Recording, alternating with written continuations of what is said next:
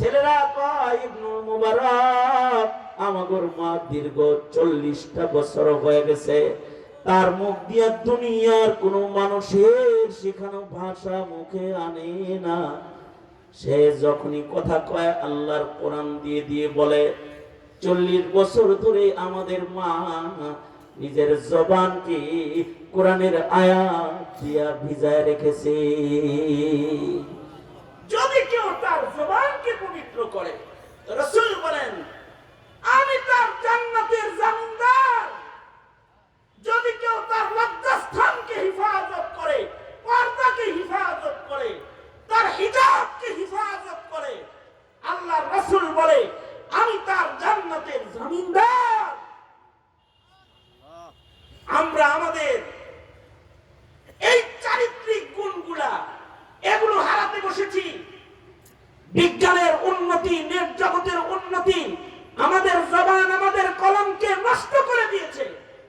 যে আমরা নষ্ট কথা বেশি বলি, নষ্ট কথা বেশি লিখি, অথচ কথার হিফাজত জবানের চাইতে কলম দিয়ে আগে হয়েছে।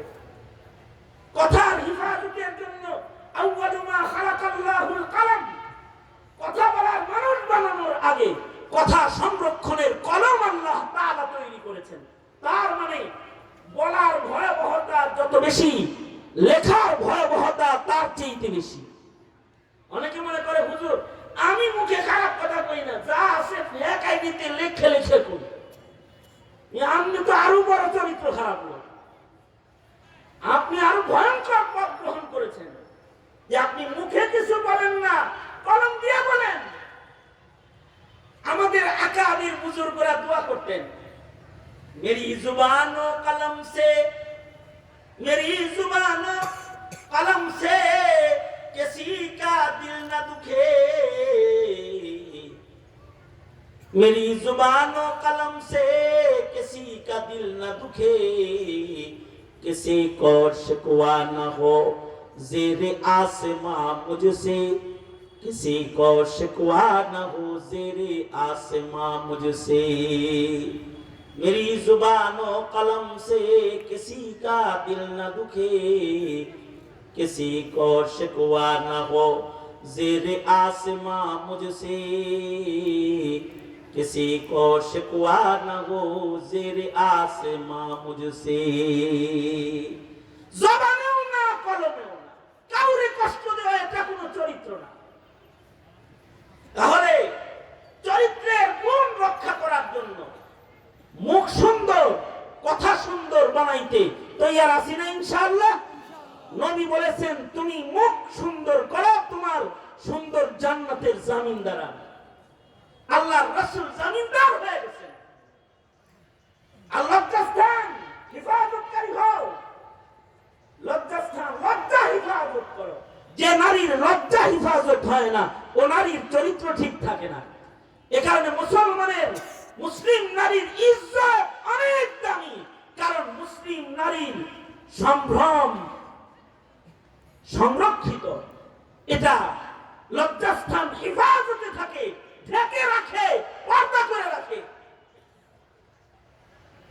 আজকের মুসলিম নারীর মধ্যে লজ্জাস্থান হিফাজত এবং পর্দার আযাব যেগুলো, এটাকে হিফাজত করার মাদ্দা না থাকার কারণে মুসলিম রমণীরা চারিত্রিক অবক্ষয়ের ভয়াবহ মুখোমুখি হয়ে গেছে।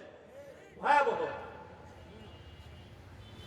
আমাদের সমাজে মুসলিম নারীরা মুসলমানের হাতে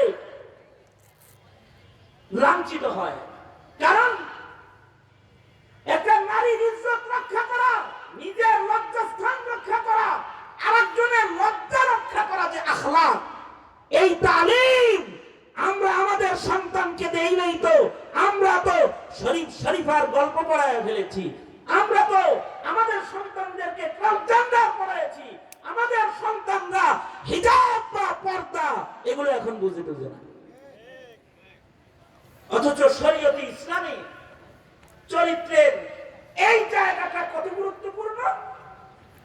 মুসলমান আর কাফেররা যুদ্ধ হয়েছে, মুসলমানদের হাতে কাফের মুশরিকরা গ্রেফতার হয়েছে, কিছু মুসলিম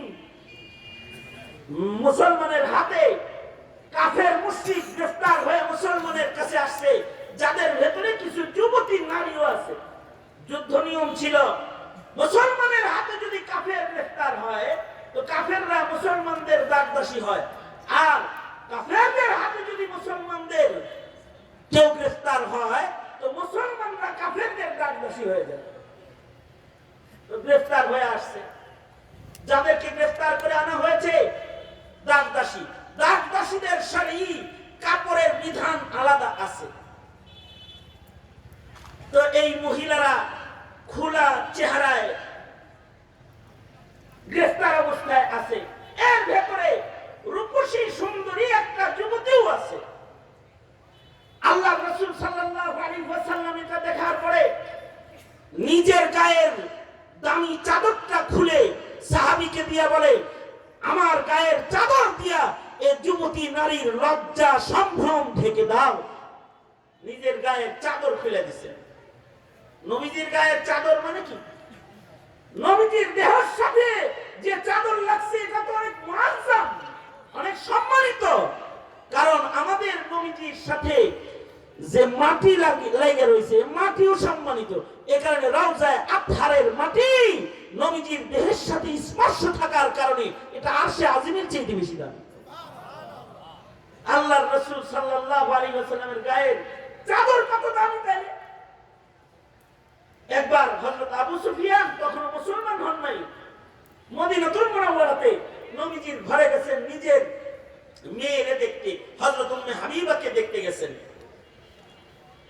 হযরত উম্মে হাবিবা তখনই দেখছেন যে বাবা আবু সুফিয়ান আমার ঘরে আইতাছে, সাথে সাথে চৌপায়ার উপরে খাটের উপরে যে চাদর বিছানো ছিল এটাকে টান দিয়া হযরত উম্মে হাবিবা তুলে ফেলছেন। আবু সুফিয়ান মক্কার প্রধানমন্ত্রী, মুশরিকদের লিডার, সরদার, সে নিজের মেয়ের ঘরে ঢুইকা বলে, আমি মেয়ে হিসাবে তোকে দেখতে তোর ঘরে ঢুকলাম, একে তো আমি আরবের সরদার, আর একে তো আমি তোর বাপ। আমি তোর ঘরে ঢোকার সাথে সাথে আমার জন্য বিছানা করবি, বিছাবি, এটা ছিল তোর কাজ। কিন্তু আমি দরজায় দাঁড়ায় দেখলাম বিছানা থেকে চাদর টেনে তুলতেছস। কি হয়েছে রে মেয়ে? আমি কি ওই চাদরের উপযুক্ত না, নাকি চাদরটায় ময়লা আছে? আমি নেতা বাবা ও ময়লা চাদরে বসা এটা আমার জন্য এ চাদর উপযুক্ত না। কোনটা? চাদর কম দাম নাকি আমার দাম কম? কি জন্য চাদর উঠাইছস? আমাদের আম্মা জান উম্মে হাবিবা নিজের বাবাকে বলে, আব্বা, যে চাদরটা বিছানো ছিল এই চাদরে আরাম করেন, ঘুমান সাইয়্যিদুল মুরসালিন মুহাম্মাদুর রাসূলুল্লাহ সাল্লাল্লাহু আলাইহি ওয়াসাল্লাম, তিনি চাদরে আরাম করেন। বাপ হিসেবে আপনাকে সম্মান করি, কিন্তু বাবা সাইয়্যিদুল মুরসালিনের গায়ের সাথে যে চাদরের ছোঁয়া লাগছে ওই চাদরের উপরে আমি কোন মুশরিক বাবারেও বসতে দিতে পারি না। কারণ এই কাপড় নবীজির দেহের সাথে লাগার সাথে সাথে এর দাম বেড়ে গেছে। নবীজির গায়ের সাথে একটা চাদর লাগা আছে, এটার অনেক দাম। নবীজির হাতে একটা লাঠি আছে, এটার অনেক দাম। বাবু সালাতিত তালিবি ওয়াল মাতলুব, এক সাহাবী নবীজিকে খুশি করে ফেলেছে। আল্লাহর রাসূল তাকে লাঠি হাদিয়া দিয়েছে। সাহাবী নবীর হাতের স্পর্শের লাঠি, এটা বাড়িতে নিয়ে মখমলের কাপড় দিয়ে পেঁচায়া সুন্দর করে আতর গোলাপ মাইখা আলমারিতে রেখে দিছে। আর নিজের সন্তানদের ডেকে বলতেছে, এই লাঠিটা নবী খুশি হয়ে আমারে দিছে, এই লাঠি আমার নবীর হাতের লাঠি, এইটাকে মখমল দিয়ে পেঁচায় আলমিরায় রেখে দিলাম।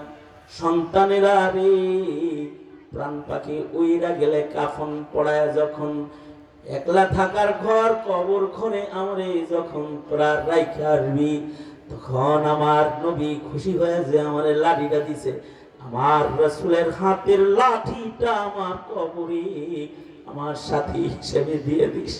আমার মন বলে আমার নবীর হাতের লাঠি যদি আমার সাথে কবরে থাকে, হতে পারে আমার কবরে আযাব হবে না, আর ময়দানে মাহশারে নবীর হাতের লাঠি লইয়া দাঁড়াইলে নবীর দলের হিসাবে নিজের গণনা করা যাবে।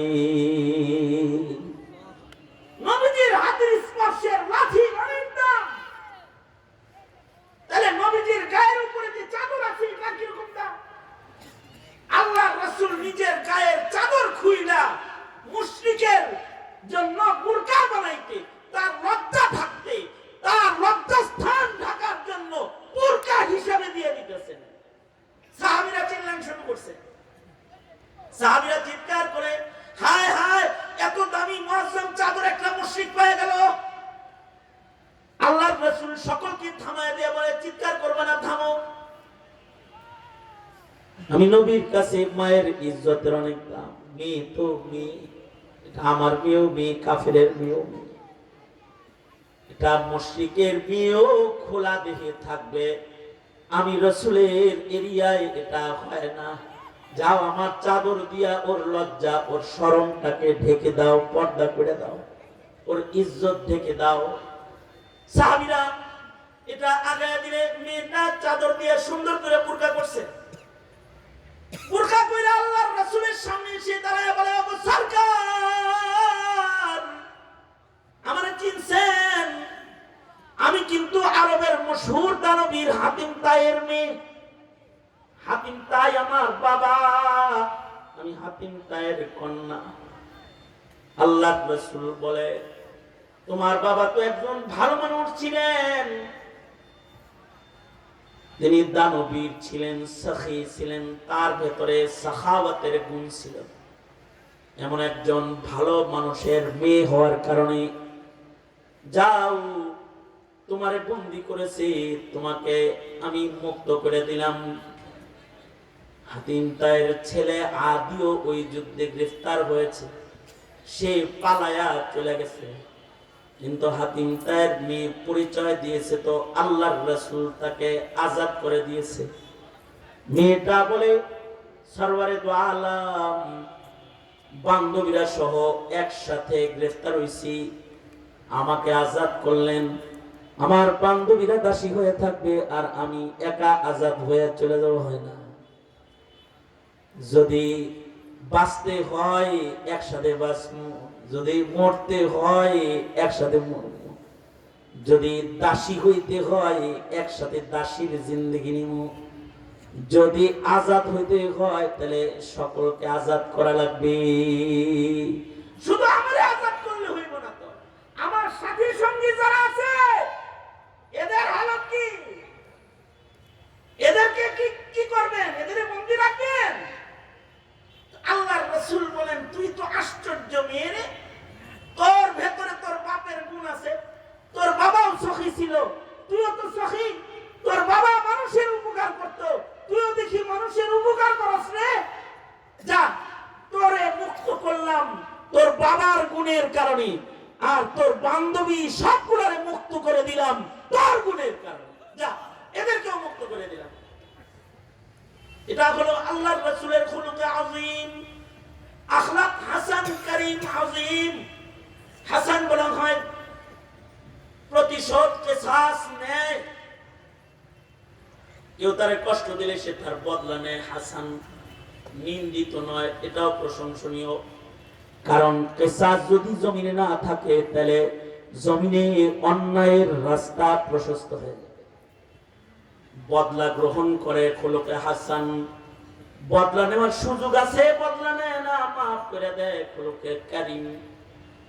আর খুলুকে আযীম হলো ক্ষতি করে তাও মাফ করে দেয়। তায়েফে পাথর মারছি, রক্ত ঝরাইছি, আর নবী কয় মাফ করে দিলাম। এটা হলো খুলুকে আযীম। আল্লাহর রাসূল সবাইরে খালি ক্ষমা করতেছে, এদের সবাইরে আল্লাহর রাসূল ক্ষমা করে দিলেন। আল্লাহর নবীর এই ক্ষমার আখলাক দেখে, এই আখলাকের ধার আর মাহাসিন সৌন্দর্য দেখে মেয়েগুলার সামনে দাঁড়ায় বলে, ওগো সরওয়ারে দো আলম, দুনিয়ার জেলখানার থেকে মুক্তি দিলেই কি মুক্তি হয়? ওগো আল্লাহর নবী, আমাদেরকে কি দোজখের জেলখানার থেকে বাইর করবেন না? ওগো আল্লাহর নবী, আমরা মুসলমান হয়ে গেলাম, আমরা দোজখ থেকেও মুক্তি চাই। অর্থাৎ আল্লাহর রাসূলের আখলাক দেখি কাফের কালেমা পড়ে মুসলমান হয়ে গেছে। এটা হলো আখলাক। আর আমাদের আখলাক দেখে কাফেররা হাসে। দুনিয়ার সব কাফের এক, আল কুফরু মিল্লাতুন ওয়াহিদা। আর আমরা বিভক্ত অবস্থায় একে অপরের দুশমন হয়ে আমরা কাফির মুশরিকদের হাসির পাত্রে পরিণত হয়েছি। আমরা হয়েছি তাদের হাসির পাত্র। আমাদের চারিত্রিক অবক্ষয় আমাদেরকে ক্ষতবিক্ষত করে দিয়েছে। অথচ আল্লাহর রাসূল বলেন, তুমি তোমার চরিত্র ভালো করো। তুমি যদি তোমার চরিত্র ভালো করো, তাহলে নবী বলেন, আনা যাইম বিবাইতিন ফি ওয়াসাতিল জান্নাহ লিমান হাসানা খুলুকাহু। যে তার চরিত্র ভালো করবে, আমি নবী দায়িত্ব নিলাম, জামিনদার হয়ে গেলাম, আমার জিম্মায় তাকে আল্লাহর জান্নাতের ভেতরে তারে আমি বাড়ি লয়ে দেব আল্লাহর কাছ থেকে। তার মানে চরিত্র ভালো হলে জান্নাত নিশ্চিত। আল্লাহর রাসূল বলেন, আনা যাইম বিবাইতিন ফি ওয়াসাতিল জান্নাহ। জান্নাতের মিডলের জায়গার দাম তো সাইডের জায়গার মতো না। বর্ডার এরিয়ার জায়গা আর রাজধানীর জায়গা যেমন এক দাম না। জান্নাতের মিডলের জায়গা আর জান্নাতের সাইডের চিপা চাপার জায়গার দাম তো এক না। তবে হ্যাঁ, জান্নাতের চিপা চাপায় কেউ যদি এক খণ্ড জমিনের মালিক হয়ে যায়, তাহলে খায়রুম মিনাদ দুনিয়া ওয়া মা ফিহা, এই এতটুকু ছোট্ট জান্নাতের টুকরা জমিনও এই দুনিয়া এবং দুনিয়ার ভেতরে যা আছে তার চেয়ে অনেক মূল্যবান বস্তুর মালিক সে হয়ে গেল। কেউ যদি চরিত্র ভালো করে, তাহলে রাসূল বলে, তোমার সিপা চাপা জান্নাত না, আনা যাইম বিবাইতিন ফি ওয়াসাতিল জান্নাহ, তোমাকে জান্নাতের মাঝখানে মিডলে একটা বাড়ি আল্লাহর কাছ থেকে লয়ে দেবে। সুতরাং চরিত্র সুন্দর দরকার। মিজানের পালায় মানুষের আমল দুই কারণে ওজন হবে।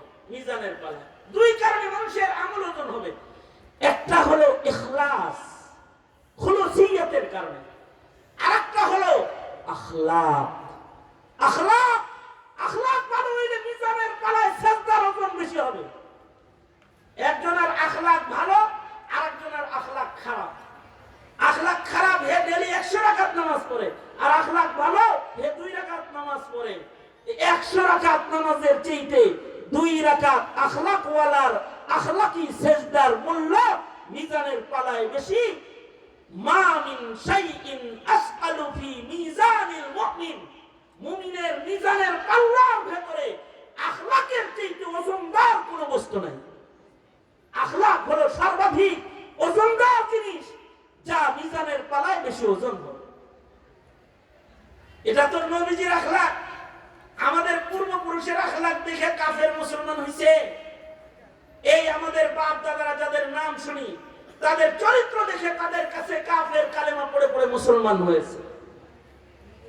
আমাদের এক বাপ ছিলেন, এই কথাটাই আমার আজকের আলোচনার শেষ কথা। আমাদের এক পিতৃপুরুষ ছিলেন, নাম তার আমিরে শরিয়াত আতাউল্লাহ বুখারী রাহমাতুল্লাহি আলাইহি। গরম মানুষ ছিলেন। গরম হইলেই এটা আখলাকের মুখালেফ না। গরম তো কুফরের সাথে তো গরম থাকবে। আশিদ্দাউ আলাল কুফার, অন্যায়ের ব্যাপারে আপোষহীন থাকা, এটা আখলাক। আশিদ্দাউ আলাল কুফার। আতাউল্লাহ বুখারী রাহমাতুল্লাহি আলাইহি, উনি তো কাদিয়ানীদের জন্য জম ছিলেন। একবার কাদিয়ানীর লগে বহস, উনি যে কাদিয়ানীকে জিজ্ঞেস করলেন মির্জা গোলাম আহমদ কাদিয়ানী, মির্জা গোলাম আহমদ কাদিয়ানী চিনেন? সে তো নবী ছিল না? কথা বলেন না কেন? নবী ছিল? জোরে আওয়াজ করে বলেন, কাদিয়ানী কি মুসলমান না কাফের? জোরে আওয়াজ করে বলেন, মানে আরো জোরে চিল্লায় বলেন, মুসলমান না কাফের? কাদিয়ানীকে যারা কাফের বলে না তারা কি? কাদিয়ানীকে যারা কাফের মনে করে না তারা কি? জোরে আওয়াজ করে বলেন, এই ইমানি মাসালা এটা। জোরে আওয়াজ করে বলেন, জোরে আওয়াজ করে বলেন, তারাও কাফের। কাদিয়ানীকে যারা সহযোগিতা করবে এগুলা নিজের সন্তানকে শিখাইতে হবে। কাদিয়ানীকে যারা কাফের বলে না তারাও কাফের। কাদিয়ানীকে যারা কাফের মনে করে না ওরাও কাফের। কাদিয়ানীর সহযোগী সে, ও কাফের, ও কাফের। সুতরাং কাদিয়ানীদের সহযোগিতাও করা যাবে না, কাদিয়ানীদেরকে মুসলমান মনে করাও যাবে না। কাদিয়ানী থাকবে আমার দেশে, কিন্তু মুসলিম পরিচয় নয়। কি পরিচয় থাকবে? জোরে আওয়াজ করে বলেন, কাফের পরিচয়। যদি কাফের পরিচয় না থাকে তাহলে তো যারা সন্তান পয়দা হওয়ার সিলসিলা খুলে যাবে। আগামী 15 তারিখ খতমে নবুয়ত মহাসম্মেলন ঢাকা সাহরাওয়ার্দী উদ্যানে অনুষ্ঠিত হবে। অলরেডি এই সম্মেলনকে কেন্দ্র করে পাকিস্তান, ভুটান, নেপাল, হিন্দুস্তান, সৌদি আরব, আফগানিস্তান, চতুর্দিকের মুসলিম দেশের মুসলিম নেতারা বাংলাদেশে অবস্থান করছেন। শুধু এই কথা এক কণ্ঠে বলতে যে কাদিয়ানী মুসলমান নয়, কাদিয়ানীরা কাফের, রাষ্ট্রীয়ভাবে ঘোষণা করো। এই কথা বলার জন্য সব বাংলাদেশে আছে। 15 তারিখ সাহরাওয়ার্দী উদ্যানে খতমে নবুয়ত মহাসম্মেলন অনুষ্ঠিত হবে। আতাউল্লাহ বুখারী রাহমাতুল্লাহ আলাইহি আমিরে শরিয়াহ, উনি কাদিয়ানীদের জন ছিলেন। একবার কাদিয়ানীর লগে বহস, উনি যা প্রথমে জিজ্ঞাইলেন, এই আমার নাম কি? এই তোর নাম কি? আমার নাম আহমদ। এর নাম আহমদ, ভোটার আইডিতে কি আছে? বোঝানোর জন্য ভোটার আইডিতে আছে হলো মির্জা গোলাম আহমদ। এখন আহমদ কসকে ইসমুহু আহমদ, আনা খাতামুন নবিয়্যিন, আনা আহমদ। এই খাতামুন নবিয়্যিন দাবি করছে, আমিও শেষ নবী, আমার নাম ইসমি আহমদ। আমিও নবী, আমার নাম আহমদ। তুই আহমদ কেমনে হইলি মির্জা গোলাম থেকে? ওটা কেটে দিছি, মির্জা গোলাম কাইটা দিয়ে আপাতত আমি আহমদ। আতাউল্লাহ বুখারী রাহমাতুল্লাহ আলাইহি আজব প্রেমী মানুষ ছিলেন। উনি বললেন, ও তুই আতাউল্লাহ কাইটা দিয়া তুই আহমদ হয়ে তুই নবী না?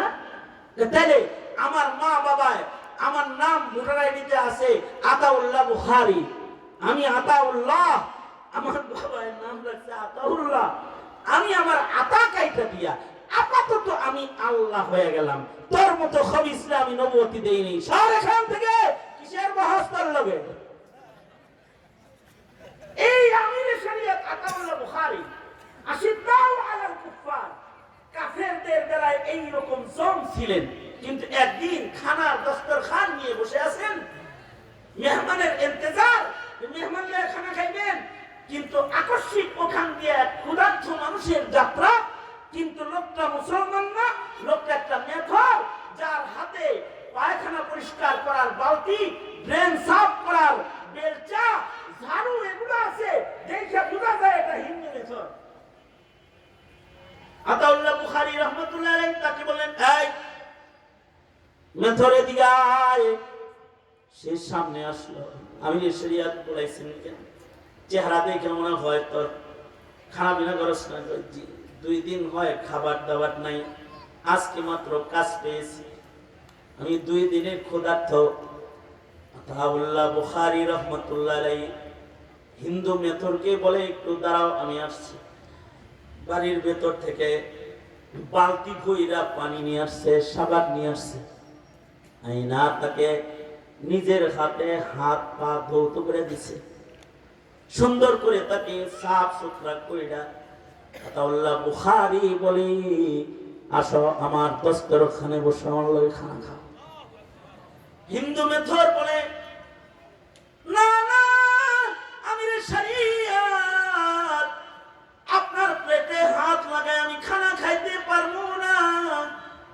আমি হিন্দু ধর্মের মানুষ, আমার ধর্মের হিন্দুরা আমার সাথে খানা খায় না, আমাদের প্লেটে খানা খায় না, একসাথে বসে না, এক গ্লাসের পানি আমরা খেতে পারি না। আমরা নিম্ন বংশের মেথর জাত, আমরা নাপাক হাতাই মানুষের নাপাক পরিষ্কার করি।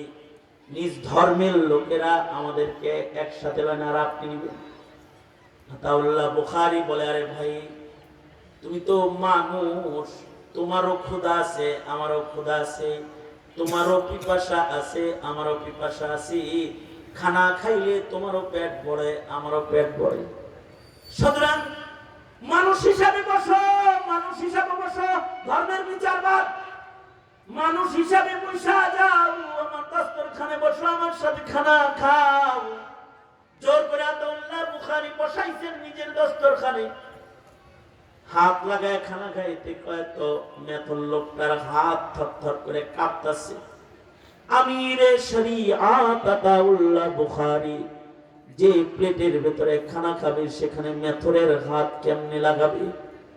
সে যখন হাত লাগাইতে পারতেছে না, আতাউল্লাহ বুখারী তার হাতটা সরায় দিয়ে বলে, আজকের খাবার তোমার নিজের হাতে খাইতে হবে না, আতাউল্লাহ নিজ হাতে তোমাকে খাইয়ে দিবে। নিজের হাতে লুকমা উঠায়া উঠায়া আমিরে শরীয়ত হিন্দু এই মেথরকে পেট ভরায়া খানা খাওয়ায় দিলেন। খাবার শেষে পানির পিপাসা তাকে আক্রমণ করেছে, পানি পান করা দরকার, কিন্তু দস্তরখানের গ্লাসে মুখ লাগানোর সাহস তার নাই। মেথর নিম্ন বংশের মানুষ, তাই আতাউল্লাহ বুখারীর গ্লাসে মুখ লাগায় পানি পান করার সাহস পেতেছে না।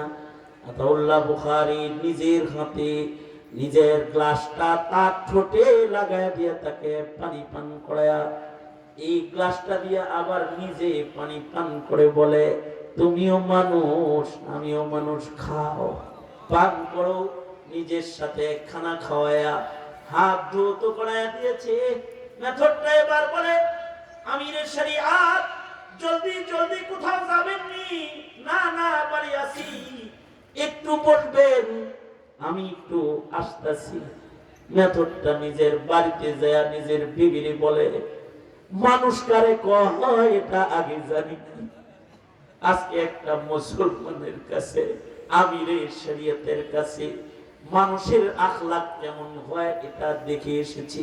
বিবিরে আয় গোসল কর, সুন্দর কাপড়গুলো পরিধান কর, সন্তানগুলারে গোসল করা। নিজে গোসল করেছে, পাক কাপড় পরিধান করেছে, নিজের বিবিরে পবিত্র কাপড় পরিধান করায়া সন্তানগুলারে গোসল করায়া সপরিবারে আতাউল্লাহ বুখারীর দরজায় যায় দাঁড়িয়ে আছে। আতাউল্লাহ বুখারী কিছু সময় পরে দরজা খুলে বাইরে এনে দেখে মেথরটা বিবি বাচ্চা সহ দাঁড়ায় রইছে। আতাউল্লাহ বুখারী বলে, কি জন্য আইছো? মেথর বলে, তোমার কাছে যে ধর্ম পালনের কারণে একটা উত্তম আখলাক আজকে আমি নিজের চোখে দেখেছি, ওই আখলাকটা দিয়া আমি আমার বিবি আমার বাচ্চাদেরকে সৌন্দর্য মণ্ডিত করতে তোমার দরজায় দাঁড়িয়েছি।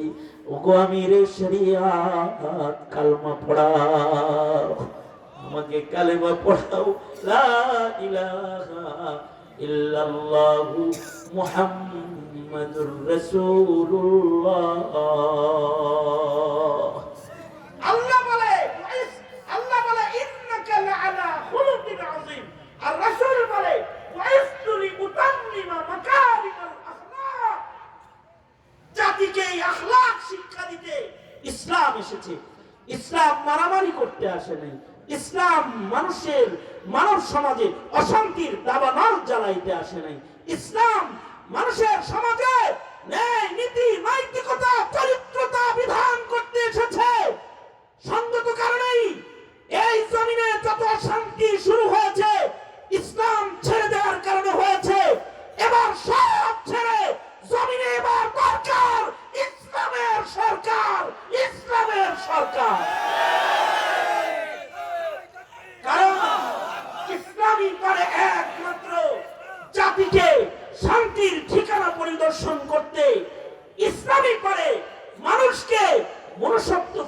পৃথিবীতে ইসলামই পারে মানব সমাজে ইনসাফ প্রতিষ্ঠা করতে।